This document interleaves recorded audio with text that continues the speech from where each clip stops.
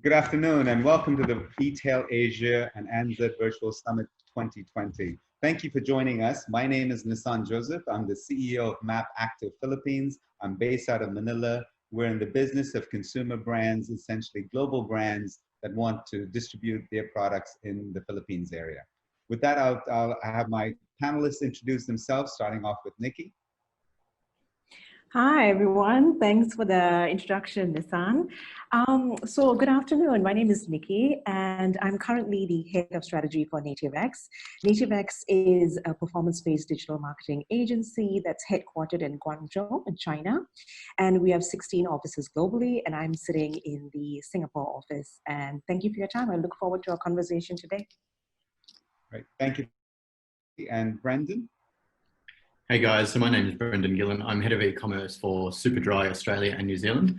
Superdry is a retail consumer brand that sells apparel and clothing, and most popular known for, I guess, the jackets that we sell. It was founded in the UK, but I'm actually based out in Melbourne, Australia, and currently in my office at home, given we're in a lockdown situation. But looking forward to chatting to you guys today. Wonderful. Thanks for joining us, Brendan. Shreyansh, introduce yourself, please. Hi everyone, my name is Shreyansh. I head performance marketing for Flipkart, been in the digital space for almost 10 years now, and I've worked with companies like Quicker, OLX in past, and Common Floor as well. Flipkart is India's largest e-commerce portal, so we are in a journey where we are sort of seeing massive growth, and yeah, this is where we are. Great. Well, thank you for joining us, Shreyansh, and a pleasure to have you as well. So as we get started, we have a great panel here. They come from different spots, different vectors of the digital space. So I'm looking forward to speaking with you. Brendan, let's start with, I know things, one of the biggest excitement about e-commerce when it came in was the metric availability that you had and visibility that you had, right? And I think people started measuring as much as they could, as fast as they could. And I'm sure that's evolved. So what's happening in the space of measuring the consumer journey or the consumer experience today, Brendan? Yeah, you're spot on there, son. I guess I've been in e-commerce now for almost 10 years. And when we first started, there weren't many marketing channels. It was sort of just Google ads. And I suppose that was almost it. And at that time, we actually just measured from the last click that hit the website that attributed to a sale. And that really did work when you had a small amount of marketing channels. But as became a lot more sophisticated and the more channels that came in, we need to look at, I guess, the metrics a little bit differently. So rather than just looking at the last time someone hits a site, we're now looking at the journey of the customer around when they first hit the site, the multiple times they return to when they actually finally make that purchase. So we sort of look at that around a term that we coined, that's coined attribution marketing. So it talks about, I guess attribution is aligned to, where they first entered, so the sort of the top of the funnel, through to where they finally exited, made their purchase, which is the bottom of the funnel. So digital marketing for us in a sort of an e-commerce space has really evolved from, measuring that one channel exit through to measuring the impact of people's visit and the multiple channels that they face or they use throughout the whole journey. So we use that full funnel marketing for us, and we measure them all individually in each parts of that customer's journey. Do you find there's a whole bunch of new measurements every day, or is it pretty standard? Is it pretty static? Give me a point of view on that, Brendan. Yeah, look, there really is a whole heap of different measurements we look at now. Where we originally just looked at the revenue metric, now we look at a whole piece of, what's the reach of the customer? So how many customers we're reaching with our ads? How many customers we're actually acquiring? So are we getting their email address? Are we getting their, are they visiting our site? Are we pixeling them with Facebook ads? Are we retargeting with display ads? And then we go down to actually, are they buying from us? But then we actually go a little bit deeper now and we say, well, if they're buying from us, are they coming back to buying from us? And so we actually look at them through the whole funnel now, not just that sort of one purchase. If we are just measuring that single purchase, we're sort of really blind to what's really happening. And we're continually focusing on this, I guess, this bucket of people that, can only buy so many times from us. So it's important that we look at that full funnel strategy. That's great. Thank you. And Niky, you have a different perspective on this because you come from the agency space, right? Where you're able to see across brands, across platforms, and that's what you should excel in. And also you have the unique perspective of having a China office and the Singapore for Southeast Asia. What are you seeing in this space? Social equity, voice of customer. Share with us how you do the core measurement metrics? Yeah, thanks, Nissan and Brendan.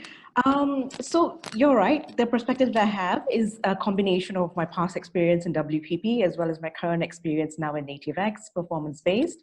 So what we typically look at is not very different from what Brandon was looking at, the funnel, the brand awareness all the way to engagement, all the way down to conversion. But the way we typically would measure something like that would have a good balance, ideally, over qualitative and quantitative metrics. So some of the quality metrics that we look at typically at the top of the funnel would be, as what you mentioned, your brand's social equity across social media. So what do I mean by that? How are the sentiments analysis happening on their own channels? Are they growing the community of people across their top media meaning your Facebook? And if it's in China, you have Douyin, you have Total. Are you growing the number of community members that you have on your own platforms, and how do you measure that? Share voice is another way that we can actually pick up conversations happening online to see whether your brand is driving that level of awareness as it ideally wants to. And then we track that over to, placing paid media across the channels I just mentioned, whether it's in the West or whether it's in the East. And as what Brendan rightly mentioned, there's always a pixel that you can attach to the ads that then attribute to whether you were able to drive the customers down to your e-commerce site, and what is their cost, their CPOs. Are they communicating with the brand online through the e-commerce marketplace, through watching content? So then there's this element of creative as well that's involved, and what type of creatives attached to the different call to actions that then drive the conversion that we're looking at. So looking at the whole spectrum there and measuring it gives you a good balance of quantitative and qualitative analysis. Well, there's two things you said that are very interesting to me that maybe you can expand on a little bit. You talked about sentiment analysis. Wow, those are some two words I'd never put together before. Can you expand on that a little bit? Sure. So sentiment analysis is something that we used to do, and we still do actually very, very much of. Essentially, you could do it manually, or you could do it through a third-party tool. You integrate it together with your brand's owned platforms to see what people are saying. Is it a positive sentiment across all the comments, across all the forums, anything that's public domain? So for example, if it's Niky.com and I want to know what people are saying about Niky.com, I will plug and play a third-party tool that can actually pick up conversations happening online and then address those conversations. Are they positive? Are they negative? And the machine learning now has gotten to a point where you can have AI do that for you. However, if you don't have a third-party tool, something manual that we continue to do today is study the brand's own platform. So again, across Facebook, across Instagram, across and then you study the level of sentiment. Are people saying the good, the bad, and why? Is it a business perspective? Are they complaining about customer service? Can we do something about that? It's often led us to very, very key insights. Great. Amazing. Amazing, all the stuff that we're measuring more than just a click. Brandon, like you're talking about, gone are the days when we just measured the click. And that was, I guess life was good back in the old days, right? And then all this other stuff comes in and makes it very, very challenging. And I'm sure there's just so many different things you can measure, but that also changes, and Niky, just adding on to something you said, you can even now measure how effective your creative was. That was never the case. It was like, did my banner get clicks or not was all we measured. Now you probably have A/B testing for creative effectiveness and the efficacy of the creatives used. So it is getting very, very deep, and I'm sure the reams of data that come through can be quite boggling. We're going to take a little bit of a switch right now and go to Shreyansh and say, Shreyansh, you deal with so many different brands and so many different spaces and so many different walks of life for consumer usage. So how do you assess your media quality and your brand safety to ensure that your ads are being placed in the most relevant of environments to people who are actually paying attention? It's tricky, I would imagine, with brands, right? With multiple brands.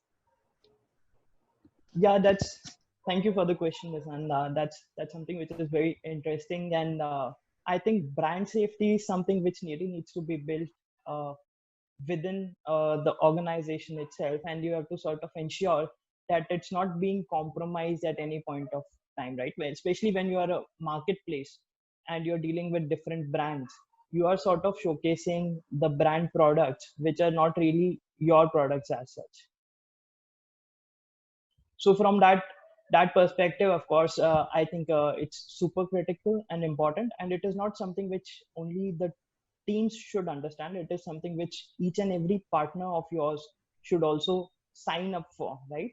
And it would sort of be like that. Today, if you are having 10 partners on board, right, and especially in case of performance marketing, when you're working with different partners, it could be the walled gardens. Of course, Google and Facebook would have their own setup in terms of ensuring that your ads are brand safe or not, right? And with different third party players, when you're working, you need to ensure that at any given point of time, it's very easy as of today for anyone to deliver performance through a suboptimal ad quality inventory, right? So if it could be a suboptimal ad inventory, and I at any given point, like, I may or may not want to buy that depending on where my ads are being shown, right? It might satisfy the metrics which I really want to look at. It could really be very well above the performance guardrails which anyone is setting up. However, you need to make that you need to define that, okay, this is something which I want or I don't want, right? And that is something which everyone has to abide with, and only then we can ensure that there is proper brand safety which we are able to deliver.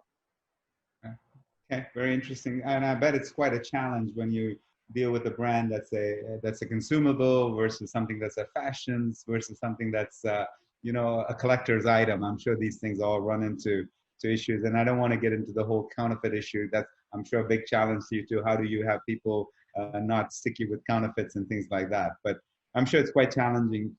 Coming back to Niky for a second here. So when you're assessing media quality, right? So how do you ensure that you're using the right metrics to begin with? I mean, and I would imagine it's different for company A versus company B, right? First of all, is it a one size fits all? And if it's not, what are some of the nuances that make it different? What different metrics do you look at? And can you give us some examples of that, Niky? Yeah, sure. That's a great question, Nissan. Number one, I can definitely address that it's not one size fits all. It really depends on, well, I like to approach it for me from two perspectives. One is it a brand new brand? So for example, we have some gaming companies coming up to us right now, and obviously because of COVID, they want to launch a new game.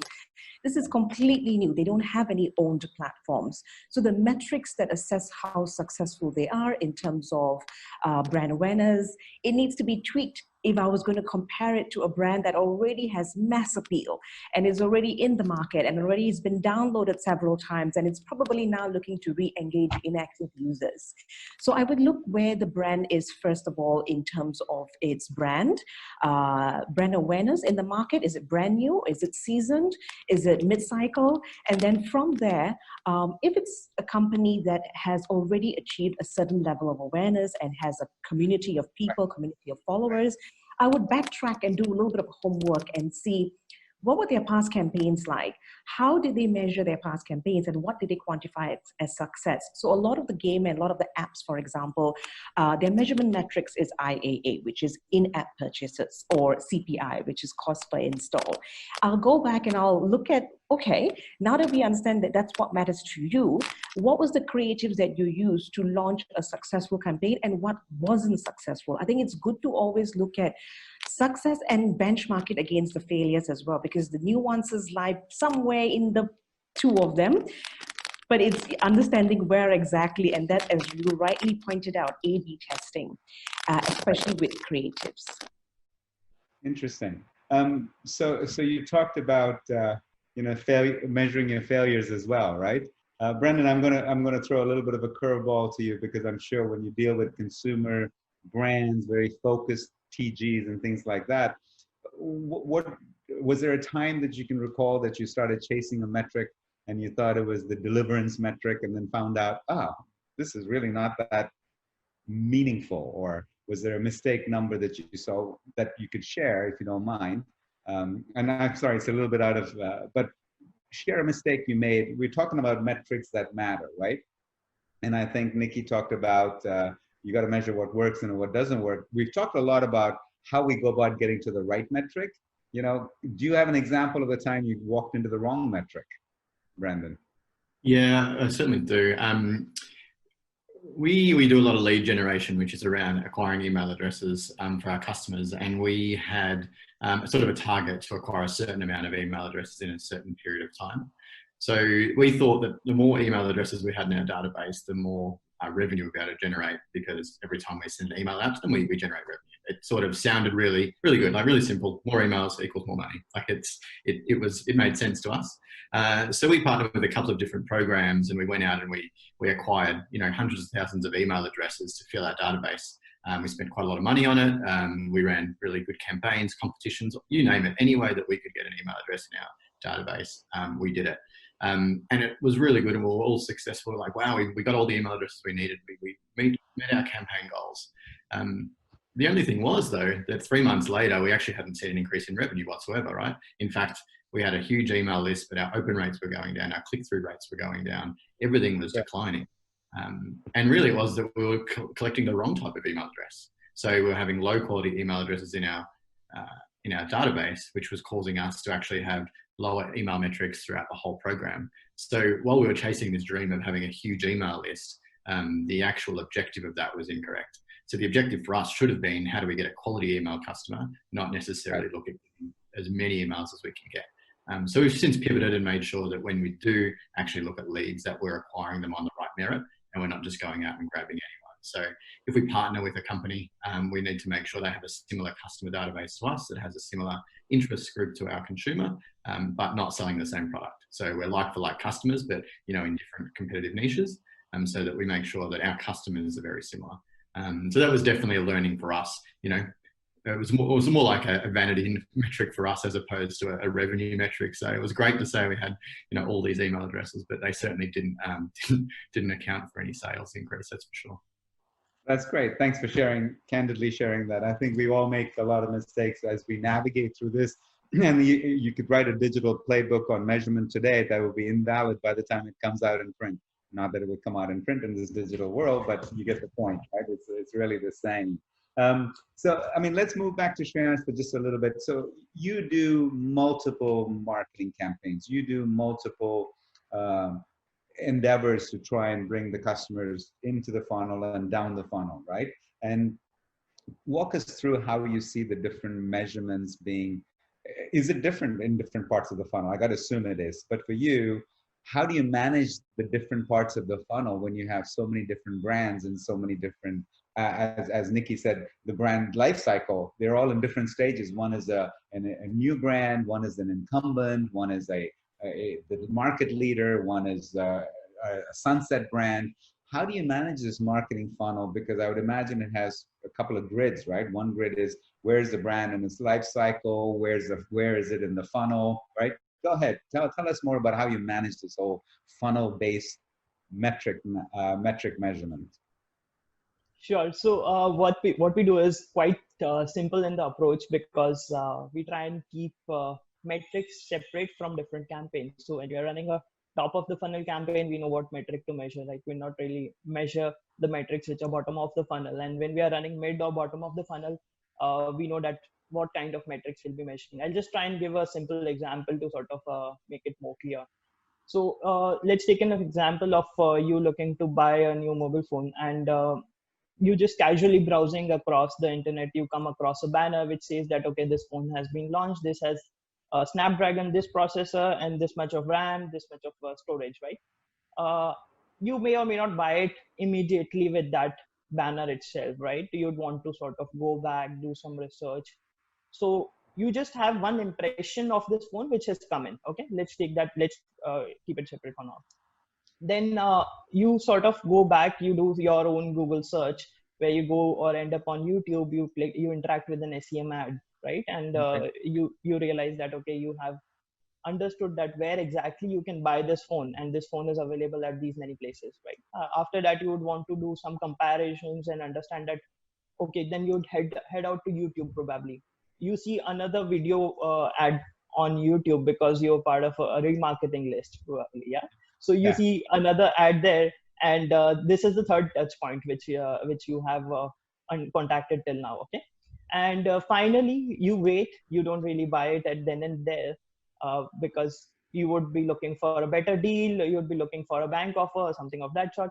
So you wait for a massive sale to come in. And when a massive sale comes in, you go to a cashback website and purchase that end product. Now, if I'm a marketer and I'm looking at the last touch of this transaction, where did this transaction come in from?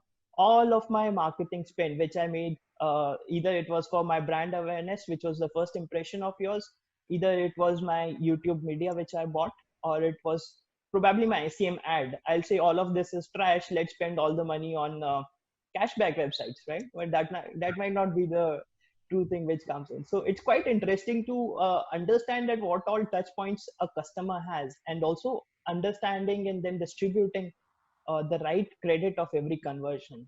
As you mentioned, right? If we were to write a playbook on measurement, it would probably be irrelevant by the time it comes out. And also, Niky mentioned it very right that it's not a one thing fits all, right? A last touch attribution might really work for someone who is into a lead generation business, but it might not work for everyone. And for lead generation business also, I don't think so it would work perfectly fine. So it's about developing your own attribution, understanding what is really giving you that value, and what is that particular place or particular interaction which is actually changing the mind of a customer from just considering your product to sort of buying the product. And Right. yeah, so your maximum weightage should be there. Very interesting. Anybody? Brandon Go ahead. wants to add, I will. Yeah, I just wanted to second that notion, Shreyansh. Look, I think we operate in an attribution model as well, but we actually, I guess, look at attribution differently at a campaign level. So you sort of touched a few points of the custom buying journey there, right? It was like you had a brand awareness campaign, but then through the whole life cycle, it then got to a sale. So they could potentially be two different campaigns with two different attribution models. So this is where we start getting super complicated, right? We say, well, we're launching the brand. So we're measuring on one attribution, which might be reach and awareness and whatever it is, and not necessarily down the bottom of the funnel.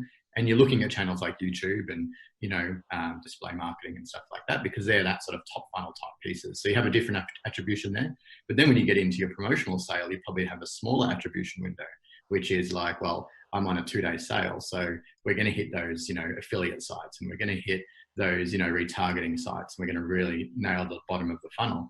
So your return on ad spend is going to be different for each of those, right? Because you're looking at return on ad spend at a sale level needs to be a lot higher, whereas a brand awareness level, you probably don't have your return on ad spend can be a lot lower. So yeah, it gets even more complicated. To what Shreyansh was saying is around, we do campaign-led attribution because it's completely different. An attribution model might last for 3 months as opposed to 2 days. So yeah, it really does. It is really complex now, the whole attribution side of things. Very interesting. In fact, I just like to add, like it's attribution, of course, like it's been spoken a lot about, and now we are moving towards a place where we are saying, okay, let's keep attribution aside and let's talk about incrementality. Is this really an incremental transaction for an organization or not? Yeah, quite interesting. Well, and I think the fact that you're asking a question leads me to another question. So Niky, when you look at all the measuring metric devices, not devices, but processes, I should say, right? What would you say is something that is missing today? If you could finish the sentence, if I had one metric today, no, let me rephrase that. If there was a metric I really needed that I don't know today, so for example, one metric would be, did this person buy because of a campaign, or did they buy because of the cute video, or did they buy because of the cashback, right? Is there a metric that is missing in all this? It's a tricky question because there's so many metrics out there, one would imagine nothing's missing. But what is the frustration of you metric measurers, I guess is what I'm asking. Yeah, I think the frustration, as you rightly mentioned, is sometimes it's, I wouldn't say a misalignment, but different perspectives of looking at what's classified as important and what's classified as urgent, what's classified as mid-term, short-term, and long-term. And if you call someone into the discussion who's got more of a business brain or a different sort of perspective, maybe looking into more of a mid to long-term, the metrics they are looking at is completely different from a brand perspective. But then if you have somebody else who's looking at, no, we've got to push this particular mega sale or this particular event coming up, and we're going to do this. Sometimes I find that although they are two separate elements, and they often conflict with each other when you're looking at things from different perspectives and also from different timelines. So the frustration there is sometimes, trying to organize ourselves and trying to have a conversation where we are aligned. And what determines that alignment? Is it that metrics that I was talking about earlier, which is looking at your brand sentiment online, looking at your net promoter score, and then balancing that out over your metrics over time? Because you really want to make a case for something that has value to you and your brand. The way I like to see it is over a longer period of time, particularly during COVID times. Yes, I think a lot of brands are being very careful with what they do, but how do we also make sure that we are looking into the Q3 and the Q4, whether it's a V shape, whether it's a U shape? How do we use what we're currently going through right now to sort of also determine the Q3 and the Q4 and the Q1 next year? And I think we always do need to have that different perspective from a business and a marketing side as well. What works today, but what's going to take us through the next 3 quarters? I don't know if that answered the question, but that's some of the frustration that I see. Well, I think it is. If that's frustrating, that means there's not enough data to measure against it and quantify it, right? And I think there's just a lot of moving parts is what I'm hearing. It's not that there's a metric missing per se, but it's just that you've got to bring so many different vectors, tangents to the point that makes it maybe more challenging. That's right. One thing I just want to switch in, because Brandon is in the unique position of having bricks and mortar and an e-commerce site. Brandon, do you think omni-channel, first of all, has anybody defined omni really well? Number one, but let's not talk about that. That's not the purpose of this session. What do you see as some of the metrics coming in? Do you lose visibility? I mean, let's take the example you just gave, right? They loved your campaign, or Shreyansh gave. They loved the campaign. They were intrigued by the video. They love the cash back, but they went to the store and bought it on sale. And now you have no idea, in your case, because you do have a store, Brandon, you have no idea where was that really incremental or not to you, right? And you should get some attribution for it. Can you speak to that omni-channel space a little bit when it comes to metrics that matter, please? Yeah, look, we do a little bit of measurement, but it is really anecdotal. Like, we don't really know, so to speak. We use a couple of different measurements around if someone exits the site on a store locator page, but they've come through, one of our marketing funnels, we'll allocate some spend to the store network.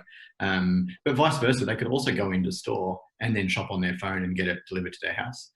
Or they could come into store because they've seen it online and they're browsing that way, or they've seen it on a third-party site and come into the store. So there's no real clear way for us, I guess, to attribute any sort of sales to it. So really the only metric we do use now is people that visit our store locator page and then exit on that page, which does have some weight, I suppose, and we can use like an N1 type, data metric around it to try and actually, allocate some revenue to that.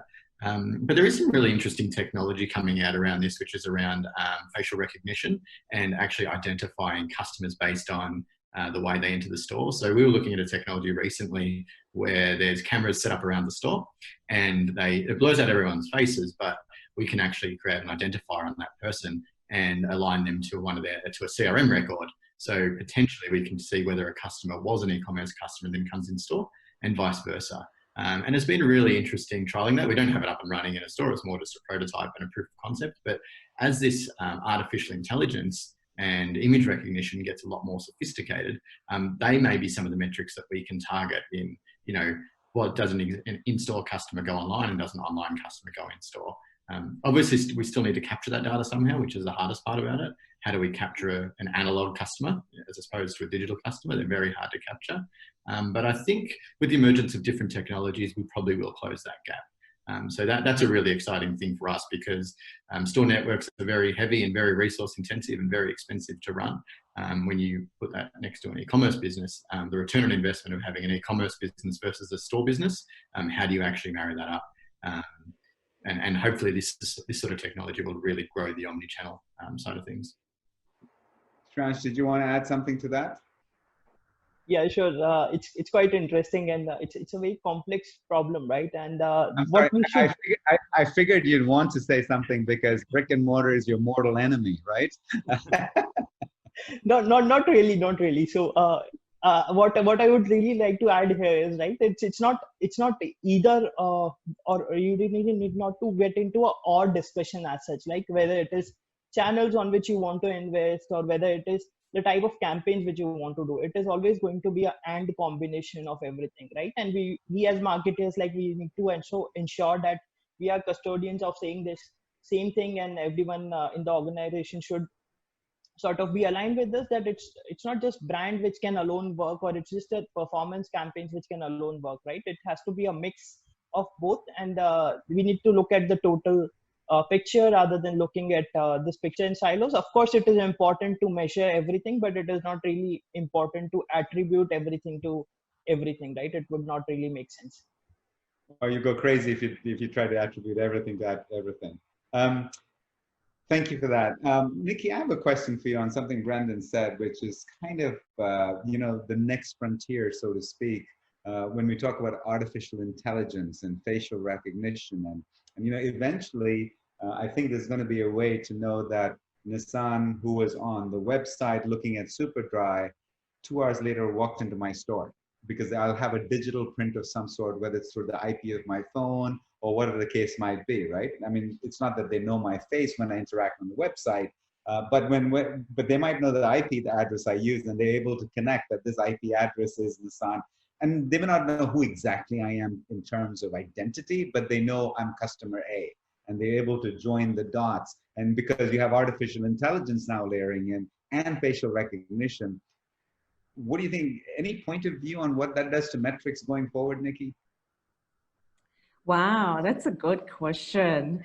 I think so. I've been reading some stuff in the newspapers that didn't come out, super well. But what I was trying to say is that over the last couple of days, the device tracking on our phones, that's sort of come up in the newspapers about a few of the handphone brands that we carry, and how they are starting to limit the number or the transparency rather with that, because we as users, we can also block that off.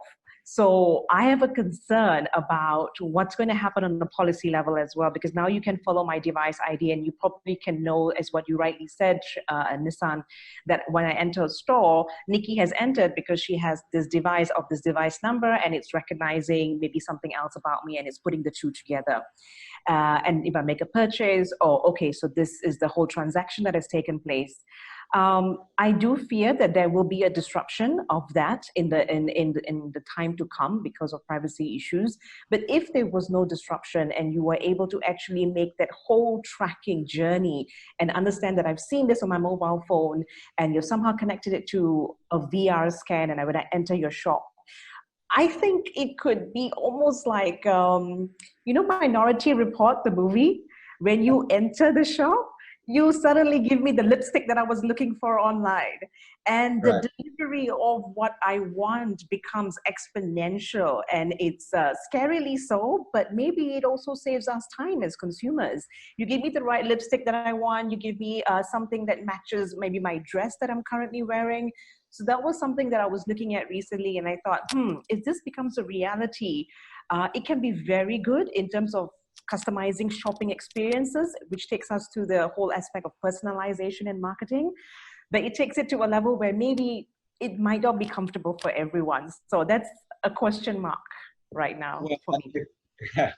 And I think that's probably a good point for us to wrap our discussion. But I think the next stage of metrics is probably a very scary stage, because I think it's going to get much closer to home, much more a holistic view of our customers, and that also means you, right? It just because I have a better view of my customer doesn't mean somebody doesn't have a better view of me in a holistic way and knows pretty much when Nissan's due for a teeth cleaning and when he's due to take the trash out. You know, it's going to become different. But I think we have an exciting world of metrics ahead. Let's just go through any closing comments that you might have. Shriyansh, any closing comments from you? Yeah, I'd just like to add this to everyone out there, like guys, feel free to measure whatever you really want to. Do as many campaigns as you want, do as many A/B splits which you want, but don't really misattribute, because if you misattribute, it's going to sort of waste everything altogether. So go ahead, do as many experiments as you want, do A/B testings, do test and control, do online, offline, whatever you want, but don't really mix up the metrics. So have your metrics sorted out at the first day when you're going into it. Great. That's good advice. Attribution is king, right, in your world? Good. Niky, any comments from you? I would say definitely prioritize the business objectives. Maybe get the top 3 business objectives, align them up with the marketing objectives, and then from there develop a few top metrics that would help you to quantify exactly whether you have achieved those marketing objectives and those business objectives moving forward. Great. Thanks. Brandon? Yeah, look, mine's very similar to Niky. You know, all campaigns, you can suffer from analysis paralysis, where you overanalyze a campaign and look at all the metrics. I like to have a primary and a secondary objective in all my campaigns. So it's an objective-led campaign. Then we make sure that we set a goal for that campaign and measure that, you know, with a laser focus to make sure that when the campaign's finished, that you have met or haven't met your objectives, and then you can learn from that for everything else. So I think objective-led metrics is really the key to success. Great. That was wonderful, and I thank you all very much. It was very insightful. I think the world of metrics is a constantly evolving world. I don't think there's a one-size-fits-all. I think there are factors of attribution, funnels, brands, brand life cycle, and so many things to consider when it comes to metrics. And you know, there's not a metric, an end-all metric that is the end-all and be-all for metrics. So thank you all for explaining that to us very clearly, and thank you all for joining us in the summit, and I hope you have a great rest of the summit.